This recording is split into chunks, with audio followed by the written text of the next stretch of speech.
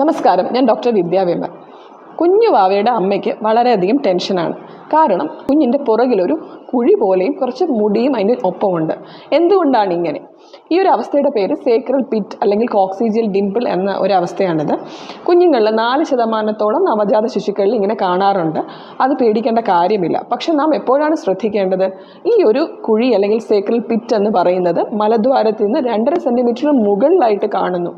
ആ കുഴി വളരെ ഡീപ്പാണ്. 0.5 സെൻറ്റിമീറ്ററിലധികം ഡീപ്പായിട്ട് കാണുന്നു. അതിന് ചുറ്റും രോമങ്ങളുണ്ട്. ചിലപ്പോൾ അതിനെ പറഞ്ഞാൽ ഹൈപ്പർ ട്രൈക്കോസിസ് എന്നൊരവസ്ഥയാണ്. അതുപോലെ ലൈപ്പോമ, മുഴകളുണ്ട്. ചുവന്ന പാടുകൾ, ഹെമാൻജിയോമ എന്ന് പറയും. ചില കുഞ്ഞു വാവകളുടെ കഴുത്തിലും പുറകിലുമൊക്കെ ചെറിയ ചുമന്ന തടിപ്പുകൾ പോലെ കാണാറുണ്ട്. അപ്പോൾ ഇങ്ങനെ ബാക്കിലും കാണുന്നു. ഇങ്ങനെയുള്ള അവസ്ഥകളൊക്കെ കാണുകയാണെങ്കിൽ തീർച്ചയായും ഡോക്ടറുടെ ഇവാലുവേഷൻ്റെ ആവശ്യമുണ്ട്. അടുത്ത ഒരു സ്റ്റെപ്പ് എന്ന് പറയുന്നത് അൾട്രാസൗണ്ട് ബാക്ക് ചെയ്യുക. അൾട്രാസൗണ്ട് സ്കാൻ സാധാരണ കുഞ്ഞുങ്ങൾക്ക് എടുക്കുന്ന സ്കാൻ തന്നെയാണ്. അത് പുറകുവശത്തിൻ്റെ എടുക്കുക. റേഡിയേഷൻ്റെ പ്രശ്നമൊന്നുമില്ല.